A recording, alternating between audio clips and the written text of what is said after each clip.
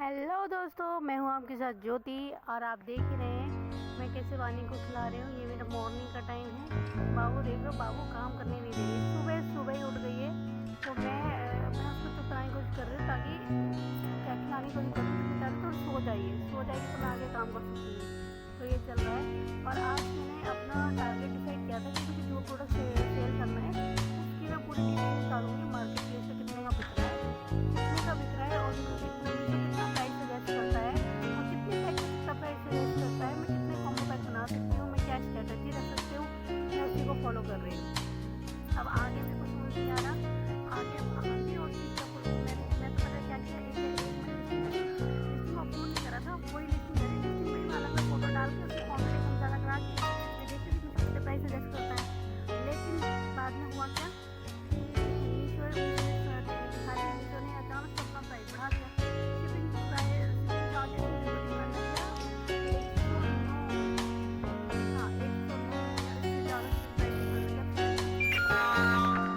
और मीशो का एक पता नहीं क्या है, अपने आप से प्राइस सेट करता है, वो कस्टमर के बारे में सोचता है लेकिन सेलर्स के बारे में नहीं सोचता है। मुझे बड़ी दिक्कत है मीशो की। मीशो पे ये दिक्कत आती है। मैं वही स्ट्रेटेजी बता रही थी कि मैं आगे कैसे करूँ कि आए। मतलब मेरे को क्योंकि देखो मैंने दोस्तों से मना कर दिया कि ले नहीं लूँगी। तो लेकिन उनको पता ना चले कि कैसे करना है, वाणी को संभालना है, घर का काम करना है और सब कुछ करना है। तो ये चीज़ नहीं सोच रही। तो वही तो मैं क्या ठीक है, मैं आज करके दूँगी। तो आज इसको फाइनल करके उनको देना ही देना है किसी भी तरीके से। इस रजिस्टर में मैंने पूरा प्रोडक्ट डिटेल रखी है कि वो जो प्रोडक्ट उनको सेल करना है उसका मतलब कितने प्रोडक्ट वो सेल हो रहे हैं और किस स्ट्रेटजी से शो हो रहा है, क्या प्राइस है उनका, ब्लैक में कितना जा रहा है, हाई में कितना जा रहा है।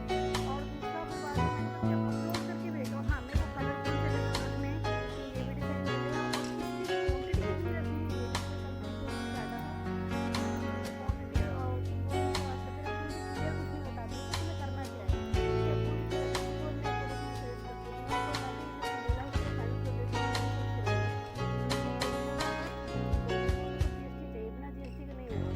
तो ये बात हुई है। तो मैं कर रही हूँ। देखो आप देख रहे हो फ़ोन रखी हूँ, मैं फ़ोन में ये देख रही हूँ तो अपनी लिस्टिंग कर रखी है मैंने। लिस्टिंग पे फ़ोटो और क्वांटिटी चेंज करके ये देख रही हूँ मीशो प्राइस सजेशन कितना करता है, ताकि एक दिमाग में हो कि ये इसके इतनी क्वांटिटी में इतने प्राइस सजेशन हो रहा है। तो मैं जब हम वहाँ पे लेने जाएँ सामान को, तो ये भी ध्यान रखें वहाँ पे कि इतने तक की प्राइस का हो, और या ज़्यादा क्वांटिटी लें तो कितने तक में पड़ेगा, ताकि हमारा ये निकल सके, प्रॉफिट निकल सके या हमारा नुकसान ना हो। मेन ये ना रहे। मेन होता ना मैंने पिछली बार इयरिंग्स में क्या देखा कि मेरा मैं मार्जिन एकदम लो रख के भी, मतलब माइनस भी हो जाए तब भी मेरा प्राइस ज़्यादा हो रहा था और उसका कम हो रहा, और मीशो बोल रहा था कि कम करो कम करो, तो इतना पॉसिबल था ही नहीं।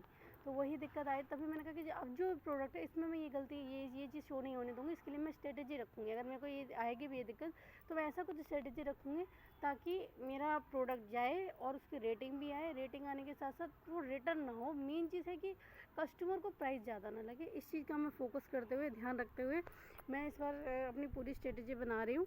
जो भी है मैंने पूरा दिन में वानी इतना रो रही थी, इतना परेशान कर रही थी, मुझे ही पता है मैंने रजिस्टर पे कैसे डिटेल निकाल के लिखी है। ये तो शाम का सीन है।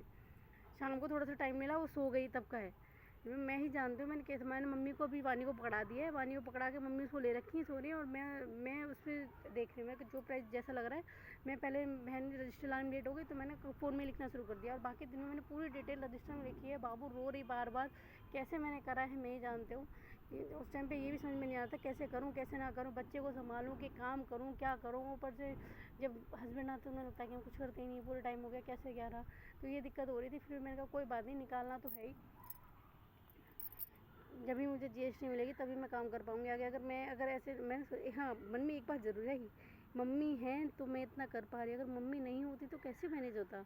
वानी को मम्मी संभालती है तब जाके मैं काम करती हूँ। मम्मी वानी को नहीं संभालती तो मैं काम कर ही नहीं पाती हूँ। यही दिक्कत होती है। तो वही मेरे दिमाग में चल रहा था, मम्मी है, मम्मी के साथ में तो संभाल ले रही हूँ, अभी मैं अगले अपने घर में चली जाऊँगी तो कैसे कैसे मैनेज होगा, मुझको समझ में नहीं आ रहा। तो यही चल रहा है बार बार। लेकिन कोई बात नहीं, जैसे भी हो मैनेज तो करना ही है, समझना ही है बात को। क्योंकि देखो जो दिक्कत तुम्हारी होती है कोई दूसरा समझ में नहीं आया, अन्य समझ में नहीं आता, करना तुम्हें ही होता है कैसे करना है। तो इसी चीज़ को फॉलो कर रही हूँ। और मैं आपसे यही कहूँगी, आप जिस भी प्रोडक्ट को आप चूज़ कर रहे हैं मीशो पर अपलोड करने के लिए, ई कॉमर्स के लिए, या तो आप सबसे यूनिक प्रोडक्ट चूज़ करो। अगर यूनिक नहीं है तो कम से कम कुछ स्मार्ट स्ट्रेटेजी ऐसी ज़रूर जोड़ो जिससे आपको प्राइस वॉर में ना फंसना पड़े। अभी देखो, मैं जब अपलोड करूँगी तो मैं आपको ज़रूर बताऊँगी मुझे क्या दिक्कत आ रही है, कैसे क्या सीन हो रहा है। क्योंकि देखो आजकल ना मेरा वीडियो बनाने में मन नहीं लग रहा, क्योंकि एक प्रेशर सा हो गया है दिमाग पे। प्रेशर ऐसा हो गया है कि क्या काम करूँ, कैसे करूँ, कुछ पल्ले ही नहीं पड़ रहा। प्रोडक्ट कौन सा सिलेक्ट करूँ, सिलेक्ट करते करते थक गई। जो भी सिलेक्ट करती हर प्रोडक्ट उसमें मिल रहा है, जो भी सिलेक्ट करे हर मॉडल रहा है। एक जो मिला नहीं तो उसमें ये दिक्कत हो रही है, वो प्रोडक्ट यहाँ क्या पूरी दिल्ली में कहीं नहीं मिल रहा, सीधे जाके सूरत में मिल रहा है वो प्रोडक्ट। तो मैं कहा कि ऊपर से वो भारी है। मैं कहा मान लो मैं सूरत से मंगवाती भी हूँ, इन फ्यूचर उसकी डिमांड भी होगी, मैं सूरत से मैंने मंगवा भी लिया, उसके बाद उसकी शिपिंग इतनी हाई पड़ जाएगी, प्रोडक्ट वैसे ही महंगा हो जाएगा, फिर क्या फ़ायदा। इसीलिए फिर उसमें कोई फ़ायदा मेरे को दिखा नहीं। शिपिंग से प्रोडक्ट बहुत महंगा हो जाएगा, इसलिए मेरे को कोई फ़ायदा नहीं दिखा। तो मैं अब इस चीज़ पे फोकस कर रही हूँ। मैं कहा कभी कोई बात नहीं, अलग अलग प्रोडक्ट ट्राई करते रहो। डेली नीड्स से रिलेटेड जो प्रोडक्ट है उन्हीं प्रोडक्ट को ट्राई करो। और मैं जैसे जैसे सीखती जाऊँगी मैं आपको ज़रूर बताती जाऊँगी मेरे को क्या क्या दिक्कत आ रही है। और हाँ, अगर आप मेरे से परचेज़ करना चाहते हैं तो मैं आपको पक्का डिस्काउंट दूँगी, तो मेरे से आप बाय कर सकते हैं, इसमें कोई इशू नहीं आएगा। लेकिन मेन तो मेरी यही है कि ई कॉमर्स पे कैसे टिके रहना है, कैसे अपने आप को स्टेबल करना है, यही स्ट्रेटेजी सीख रही हूँ धीरे धीरे।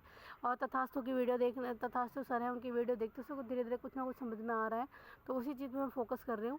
और मेरा मेन फोकस बस ये है ना कि देखो मेरे को मंथली 10 लाख रुपए कमाने हैं। कैसे कमाने हैं वही देखो। अब मन में ये भी डाउट आने लगे, कमा भी पाऊंगी कि नहीं कमा पाऊंगी, क्योंकि जिस तरीके से देखो 1 डेढ़ महीना हो गया, 1 से 1.5 महीना होने वाला है, मीशो से एक ऑर्डर नहीं आया मीशो से। मेन चीज़ आ रही है प्राइस स्ट्रेटेजी का, हमारा प्रोडक्ट इतना महंगा पड़ रहा है, तो कैसे मैं इस स्ट्रेटेजी को बीट करूं, कैसे मैं इससे आगे बढ़ूं, यही दिक्कत आ रही है मेरे को समझने में। और एक तो टेंशन है, प्रेशर इतना हो जाता है, बच्चों को संभालना है, घर का काम करना है, ऊपर से पति की भी सुननी है, सब चीज़ सुननी है, तो समझ में नहीं आता। अगर मैं अपना कुछ शेयर करना चाहूँ, अपनी स्टूडेंट से बोलूँ, तो वो भी उस चीज़ को नहीं समझते हैं, तो उनको लगता है कि मैं पूरा उनको तैयार करके दूँ तभी कुछ होगा। तो यही है, सारा प्रेशर एक साथ ही सर पे आ गया है।